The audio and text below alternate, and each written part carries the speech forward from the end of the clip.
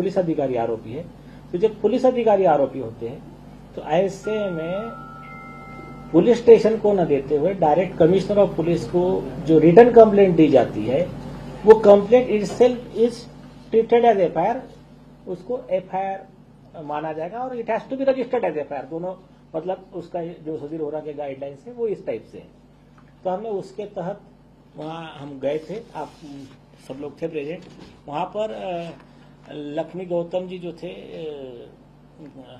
जो joint CP crime है, उनसे मीटिंग हुआ। उन्होंने कमिश्नर साहब से बात किया, फंसलकर जी से, और उनसे डिस्कशन करके हमने उनको पॉइंट आउट किया कि देखो इस लॉ के तो हमारा ये एफआईआर है, तो आप इसको रिसीव्ड दे दीजिए। तो उन्होंने फिर ऑफिशियल एक्नॉलेजमेंट दिया है, वो कॉपी हम आपको दिखा चुके हैं। अब इसमें जो इम्पोर्टेंट चीजें हैं, पहली चीज जो बेसिक फाउंडेशन लगता है, उस फाउंडेशन के साथ में कंप्लेंट है। उनके पिताजी का कहना है मेरी बेटी का मर्डर हुआ, गैंगरेप हुआ। इस केस के मुख्य आरोपी आदित्य ठाकरे, डिनो मौर्य, सूरज पांचोली, आदित्य ठाकरे के बॉडीगार्ड्स, ये लोग, और इस केस को कवर अप करने वाले परमवीर सिंह, उद्धव ठाकरे, सचिन वाजे, ये लोग। तो इन सब के खिलाफ में जो भी 376D, 302, 120B, 201, 218, 409, जो भी 107, 34, ये जो भी सेक्शन है आईपीसी के, इसके तहत फॉर्मल कंप्लेंट दे दिया गया है। अभी किसी के पास कोई एक्सक्यूज नहीं है। इस कंप्लेंट में ये बात स्पष्ट रूप से लिखी गई है, पूरा डिटेल देकर, कि अगर हमारी कंप्लेंट गलत है, हमारे खिलाफ सख्त एक्शन लिया जाए, नहीं तो हमारे तो प्रूफ सही है, आरोपी के खिलाफ एक्शन लो। ये दोनों चीजें दे दी गई है। इसमें डिटेल दिया है कि जो फॉल्स नैरेटिव फैला रहे, हाँ, इसमें संजय राउत वगैरह को भी अक्यूज बनाया गया है। संजय राउत हो या वो जो राष्ट्रवादी के प्रवक्ता विद्या चौहान हो, जो लोग फॉल्स नैरेटिव फैला रहे थे, इस कंप्लेंट को एक राजकीय मतलब इससे प्रेरित बता रहे थे कि sponsored by some political party और एनीथिंग, हमने कहा उस पर भी इन्वेस्टिगेशन कर लीजिए। दूसरा एक नैरेटिव कुछ उनके ट्रोल आर्मी हो या उनका जो नैरेटिव चल रहा था उनके कुछ खास मीडिया वालों की तरफ से, कि 5 साल के बाद क्यों जाग गए। 5 साल का बाद का विषय नहीं है ये, उसमें एक स्पेसिफिक लिखा है। पहली चीज बताओ कि पहला इनका जो स्टेटमेंट हुआ है दिसंबर 2023 को एसआईटी के पास में इनका स्टेटमेंट हुआ है, सतीश सल्यान जी का। उस स्टेटमेंट के बेस पे ये केस रीओपन हुआ है। तो 2 साल पहले से ही उन्होंने ये स्टेटमेंट दिया है। तो ये जो ये कह रहे हैं कि वो 5 साल बाद कैसे जाके, ये बात झूठी है। एक, इसके पहले 29 जून 2020 तक उद्धव ठाकरे जो खुद आरोपी है और उनका बेटा आदित्य ठाकरे वो खुद मेन आरोपी है, तो ये लोग गवर्नमेंट में थे। तो कॉमन मैन इनके खिलाफ बोलने की कैसा हिम्मत करेगा, और उन्होंने क्या क्या किया, कैसा इनको साइकोलॉजिकल कस्टडी में रखा, कैसा किशोरी पेटनेकर इनको मिलने, पूरा डिटेल उन्होंने एक्सप्लेन करके दिया है। और कंप्लेंट में यह भी लिखा है कि जो नारकोटिक्स कंट्रोल ब्यूरो का रिकॉर्ड है, उस रिकॉर्ड के हिसाब से देखिए, रिया चक्रवर्ती, उनका भाई शोभित चक्रवर्ती, ये अरेस्ट हुए थे नारकोटिक्स के केस में, 27 दिन जेल रहे।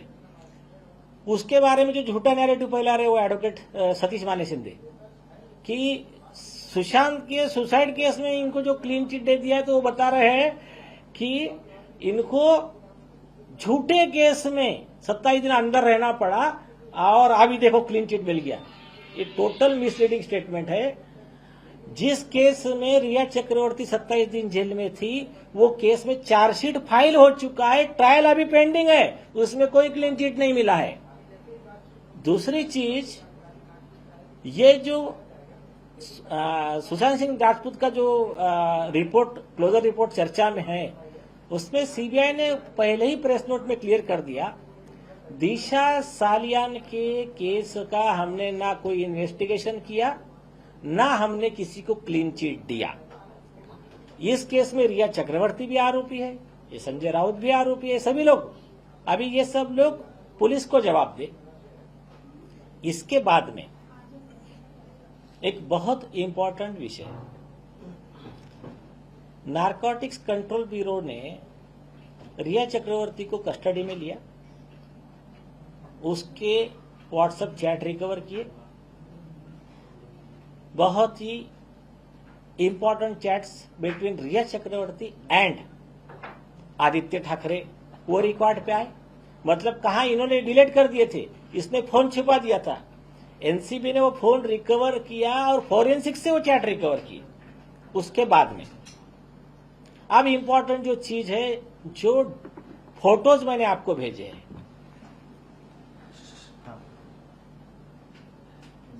DAPP कंपनी, आपको मालूम होगा ये समीर खान की कंपनी है। ये DAPP कंपनी को ड्रग्स के अवैध बिजनेस के लिए कंपनी को अक्यूज बनाया किसने? नारकोटिक कंट्रोल ब्यूरो ने। वानखेड़े साहब की टीम थी। उसके इन्वेस्टिगेशन में और अदर एक क्राइम है, समझो crime number 03 of 2021, crime number 50 of 2020, 15 of 2020 and 16 of 2020, ये 3 क्राइम नंबर है। आप लोग जाके एनसीबी से इसका जवाब पूछ लेना। इन तीनों केस के रिकॉर्ड क्या कहते हैं? एनसीबी सर्विलेंस पे फोन रखती है डीनो मोरिया का, Aditya Thackeray and other group का। उस फोन में जो इनका फोन रिकॉर्डिंग ऑन रिकॉर्ड पाया जाता है, तो ये आदित्य ठाकरे ड्रग्स का बिजनेस करता है, ये ऑन रिकॉर्ड है। दूसरा, ये खुद प्रोहिबिटेड हाइड्रोपोनिक वीड का सेवन करता है, ये ऑन रिकॉर्ड है एनसीबी के। जब इस केस में सेकंड चार्जशीट फाइल करने के लिए समीर वानखेड़े साहब तैयारी करते हैं, तो ये आरोपी लोग पूरा एक्टिव होके उनकी ट्रांसफर करा देते हैं, जिस ट्रांसफर को कोर्ट इलीगल ठहराता है और उनको वापस मुंबई रिइंस्टेट करता है। तो इस केस का इंपॉर्टेंट पहलू यह है कि ये ड्रग्स के बिजनेस वाले आरोपी आदित्य ठाकरे, इनके अवैध धंधे, अवैध बिजनेस और कुछ चीजें जो ऐसी हुई जिसकी विटनेस दिशा बनी, जिसके वजह से इन लोगों ने दिशा का गैंगरेप और मर्डर किया। अब उसमें से ये फोटो और कुछ कड़ियां कैसी जुड़ती है मैं बताता हूं। ये ड्रग्स के बिजनेस का इनका सिंडिकेट और दिशा के गैंगरेप और मर्डर के आरोपी, अभी आप नाम देखते जाइए। आपको जो फोटो भेजे हैं, समीर खान के साथ में उनके DAPP कंपनी में रेगुलर साथ में रहने वाले लोग कौन है? Number 1 Aditya Thackeray, number 2 Dino Morea, number 3 Suraj Pancholi. 2 और फोटो है, एक फोटो और है, सपोज एक अरबाज खान के साथ में उनका फोटो है, एक फोटो है अर्जुन रामपाल का। अभी इसमें से कितने फोटो के कितने प्रूफ सरकारी रिकॉर्ड पे, ये आप एनसीबी से पूछ लीजिए। एक इंपॉर्टेंट क्लू मैं और देता हूं। एक बड़े आरोपी के घर पे रेड होती है एनसीबी की, समीर वानखेड़े साहब की टीम जाती है, उस रेड में ड्रग्स मिलता है। ड्रग्स मिलने के बाद में ऊपर से कुछ इंस्ट्रक्शन आते हैं और कहा जाता है कि आरोपी को छोड़ दो। इंस्ट्रक्शन देने वाला कौन और लेन देन कितने का, और यही आरोपी जो ये ड्रग्स के बिजनेस में आपको दिख रहे सिंडिकेट में साथ में, यही आरोपी उस मर्डर में आरोपी है। अब इसके और दो एडिशनल पहलू है जो लास्ट टाइम हमने डिस्कस नहीं किए थे। आपने कंप्लेंट में अगर देखा होगा तो स्टीव पिंटो करके दिशा सालियान के एक फ्रेंड है, ये बहुत ही इंपॉर्टेंट है। अभी इसमें नाम आ रहा है स्टीव पिंटो के ट्वीट में एकता कपूर का, तो अभी मैं बता रहा हूं, देखिए। वो जो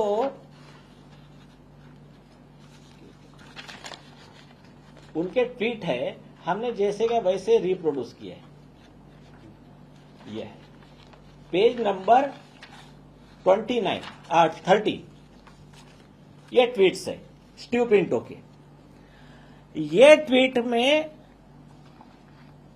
अच्छा, और एक सीरियस बात, ये केस में लेकर स्टीव पिंटो का ये पोस्ट होने के बाद में एक खबर आती है कि उसकी संदिग्ध मौत हो गई। इसमें डिटेल दिया है इस केस से रिलेटेड, चाहे वो दिशा के फ्रेंड हो या तो फिर गवाह हो, ऐसे 10 लोगों की अननेचुरल डेथ हुई है, किसी की मौत हुई है, किसी को एक्सीडेंट दिखाया है, कोई तो गायब है। तो वो डिटेल्स हमने, वो जो न्यूज है वो मेंशन किया। अब स्टीव पिंटो के ट्वीट में क्या लिखा है,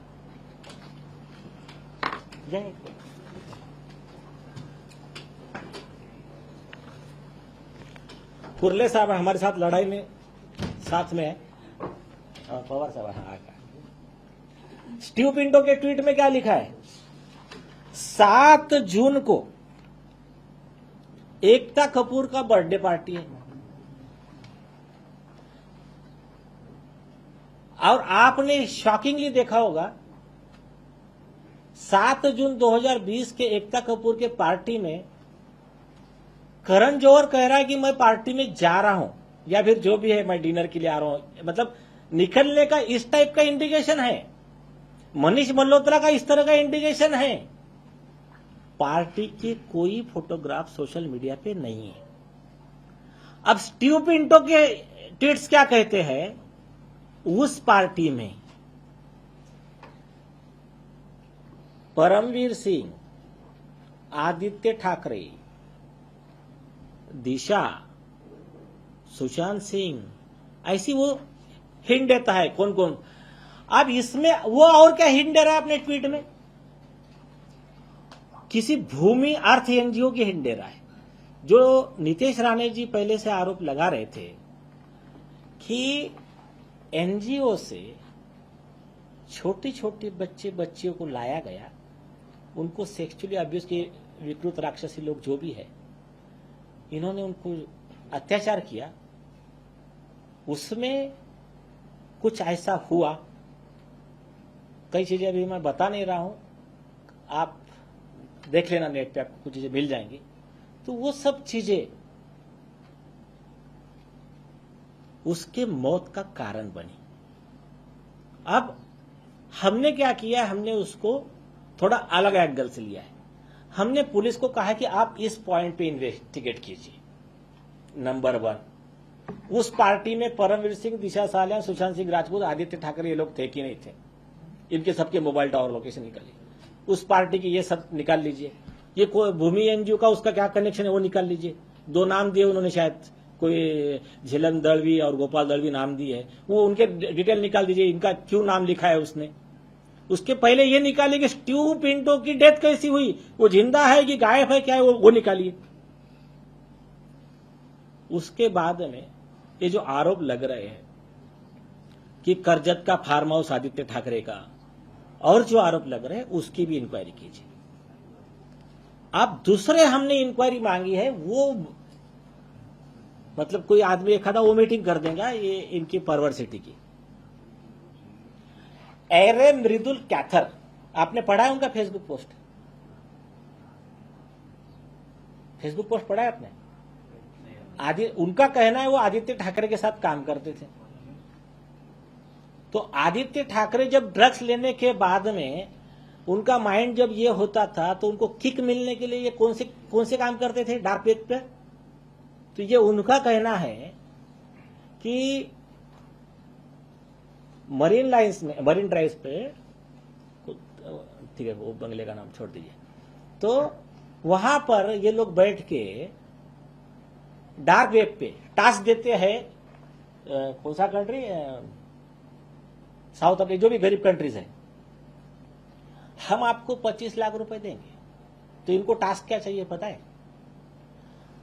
आपने 7-8 बड़े लोगों ने मिलके एक छोटे बच्चे को जिंदा काटने का और खाने का वो हम देखेंगे, तो आप पूरा टास्क कंप्लीट करो, हम आपको 25 लाख देंगे। दूसरा क्या, मैंने पर्सनली बात किया उस व्यक्ति से, एरे मृदुल का था, उनका भी ये मर्डर करने चले थे लोग।